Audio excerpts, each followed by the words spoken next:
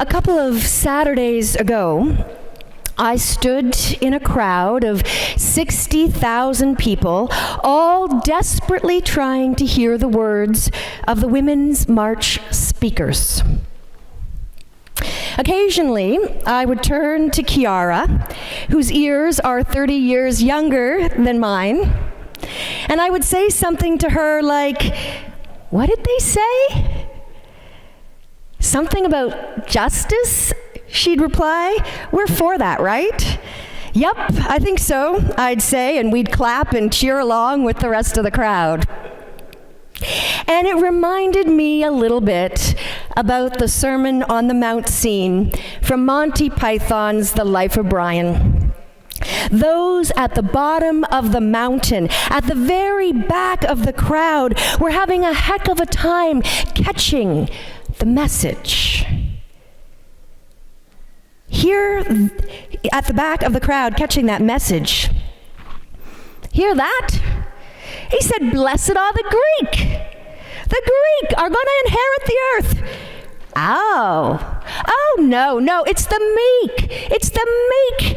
Well, isn't that nice, isn't it? I'm so glad the meek are going to inherit the earth because they have had a hell of a time, haven't they? What did he say? Blessed are the cheesemakers. Well, what's so special about the cheesemakers? Now, love, it's not meant to be taken literally. It refers to all manufacturers of dairy products. Oh. And you can find Matthew 5 embroidered and hung from the walls in hundreds of homes around the city. And you can find it etched on the front of dozens of greeting cards at your local retailer. And it has been misused and misinterpreted so often that its ubiquity makes me wonder if we can really truly take in this message. Or if, like a favorite blankie, it's become threadbare comfort. And when I first started coming to church about 15 years ago, I heard a lot of people talking about how blessed they were.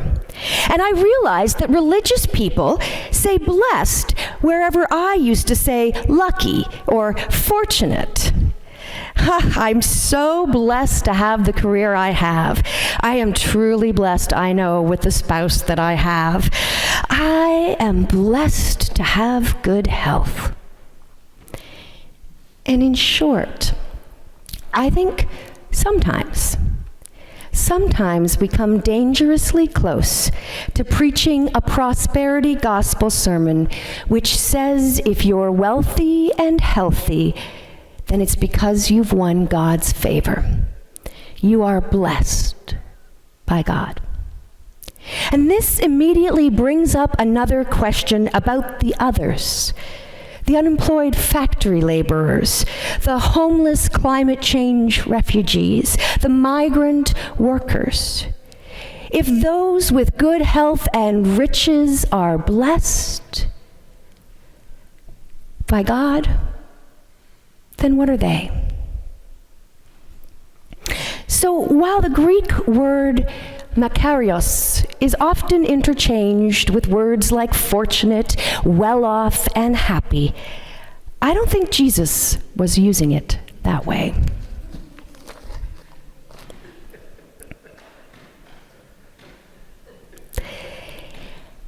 Nor do I think that the Beatitudes, as we've come to call this list of blessings, is actually a list of imperatives.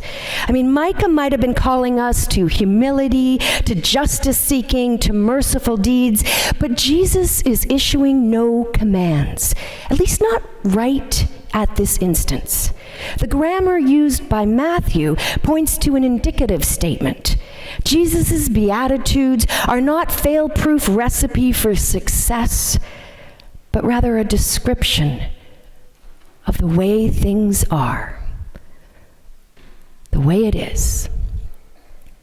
The Cotton Patch Gospel, a musical written in 1981, retells the life of Jesus as if it happened in the rural hillsides of modern-day Georgia, where Jesus is a soft-spoken Southerner whose Sermon on the Mount goes something like this: "The spiritually humble are God's people.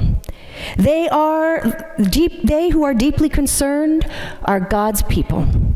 They who are gentle are his people. They who have an unsatisfied appetite for the right are God's people. The generous are God's people. Those whose motives are pure are God's people. People of peace and goodwill are God's people. Those who've endured much for what is right are God's people."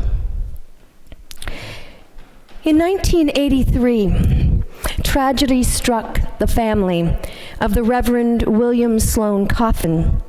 His 21-year-old son, Alex, was driving too fast on a stormy night when he careened off the road and he sunk into a watery grave. And while the family was gathered at William Sloane Coffin's sister's place, a well-meaning stranger stopped by with arms full of food. And on her way to the kitchen, she clucked her tongue and said, "Sometimes I just don't understand the will of God." "I'll say you don't," the Reverend replied angrily.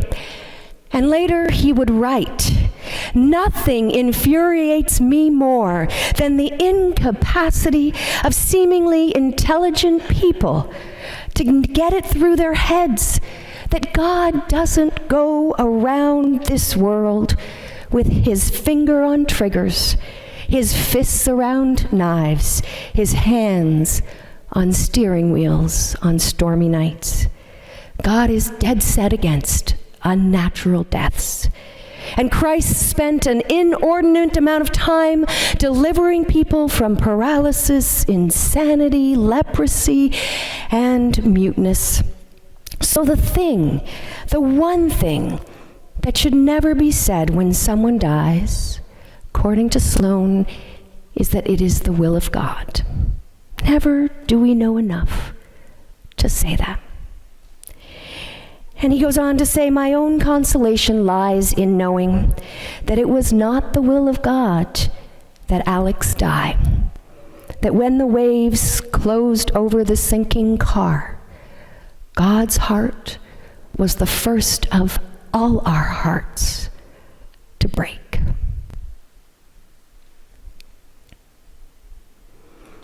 Blessed is the one who stands mourning at the child's graveside, for their tears mingle with God's to bring the kind of comfort that only another parent who has lost their son to the cross knows how to give. Blessed is the one who stands in line for 2 hours before the food bank even opens. Though we have failed them, God will feed their soul with God's very own presence.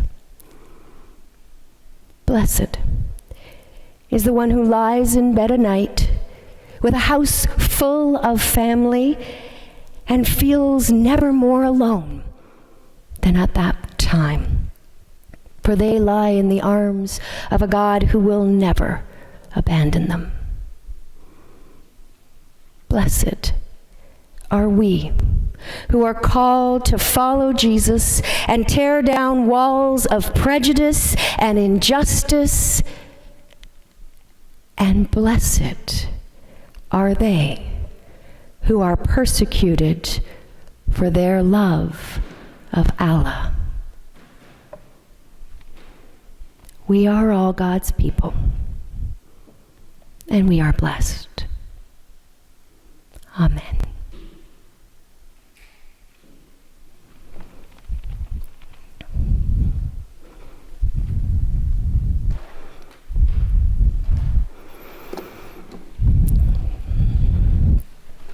Before we sing, Chris, I'm going to just invite us to stand and say the creed together.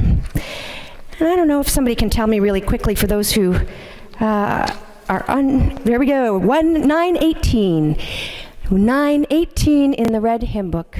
Friends, will you stand with me? We're going to say the creed together, and then we're going to move into our hymn, which is 896, from the creed to the hymn.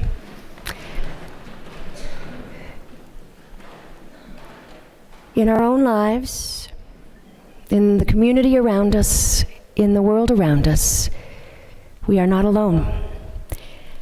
We are not alone. We live in God's world. We believe in God who has created and is creating, who has come in Jesus, the Word made flesh, to reconcile and make new, who works in us and others by the Spirit. We trust in God. We are called to be the church, to celebrate God's presence, to live with respect in creation, to love and serve others, to seek justice and resist evil, to proclaim Jesus crucified and risen, our judge and our hope, in life, in death, in life beyond death. We are not alone. Thanks be to God.